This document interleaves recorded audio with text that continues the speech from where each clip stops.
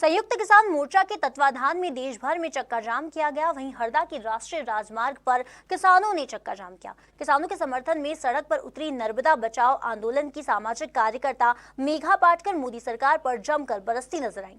देशव्यापी चक्का जाम का समर्थन देने नर्मदा बचाओ आंदोलन की मुख्य कार्यकर्ता मेघा पाटकर भी पहुंची और उन्होंने तीनों कृषि कानूनों को किसान के विरुद्ध और कॉर्पोरेट को लाभ पहुंचाने वाला बताया। पाटकर ने मोदी सरकार और अडानी अंबानी का जमकर विरोध किया और तीनों कानून वापस होने तक आंदोलन को जारी रखने को कहा।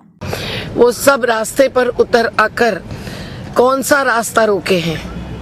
हम रोक रहे हैं कॉर्पोरेटीकरण का रास्ता, जो अन्य क्षेत्रों के बाद अब खेती क्षेत्र में घुसपैठ करेगा बड़े बड़े पूंजी निवेशकों की। और आप जानते ही हैं कि लॉकडाउन के होते हुए नीरव मोदी, विजय मल्ल्या जैसे जिन पूंजीपतियों को मोदी सरकार ने 68,000 करोड़ रुपए की ऋण मुक्ति दी, वो सरकार किसानों के लिए ऋण मुक्ति का कानून लाने के लिए तैयार नहीं है। हर 17 मिनट में एक किसान जब आत्महत्या कर रहा है तो उसको हर उपज का, जो प्राकृतिक और मानवीय संसाधन से निकलने वाली उपज है, उसमें फल भी है, सब्जी भी है, अनाज भी है, हर प्रकार का खाद्यान्न है, दूध भी है, वनोपज भी है, इसके लिए न्यूनतम समर्थन मूल्य देने वाला कानून भी लाने को तैयार नहीं है। अभी जो बजट आया है वो बजट कितना फसाहट लाने वाला है, मैं आपको बताना चाहती हूँ। एमएसपी का दाम उन्होंने बिना कानून के आज की जो एमएसपी है उसके 1.5 गुना करने का वायदा किया है। आज जो एमएसपी है वो 6% किसानों को ही मिलती है, ये शांता कुमार कमेटी की रिपोर्ट बता चुकी है। और ये जो एमएसपी का 1.5 गुना भी देंगे तो भी वो स्वामीनाथन आयोग के आधार पर नहीं रहेगी। गेहूं का उदाहरण ले लीजिए, गेहूं का दाम होना चाहिए 3,500 रुपए क्विंटल कम से कम। ये आज के एमएसपी का 1.5 गुना भी देंगे तो भी उतना नहीं होगा, 3,000 के नीचे ही रहेगा। दूसरी बात कि इन्होंने बजट में 16.5 लाख करोड़ रुपए का क्या दिया है? कर्ज की देने की एक प्रकार की छूट का प्रावधान दिया है, वो भी बाजार से नहीं तो बैंक से मिलेगा, और वो फंड है केवल। मध्य प्रदेश के मुख्यमंत्री शिवराज सिंह जी चौहान ने मध्य प्रदेश के किसानों को एक करने का जो काम किया उसके लिए हम धन्यवाद देते हैं।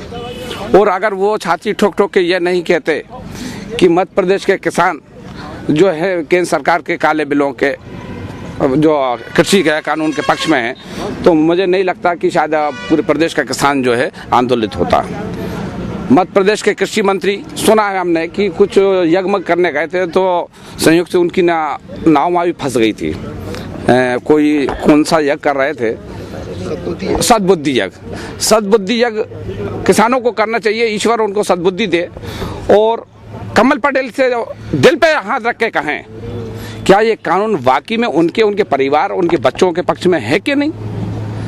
भाई वो एक किसान होने के नाते इस बात को कह दें कि ये कानून वाकई में उनके पक्ष में, तो हम लोग आंदोलन वापस ले सकते हैं।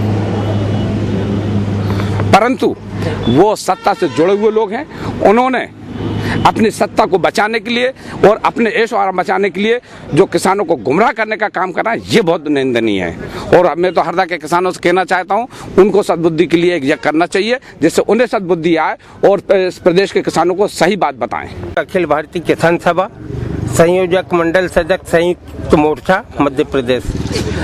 आज मध्य प्रदेश में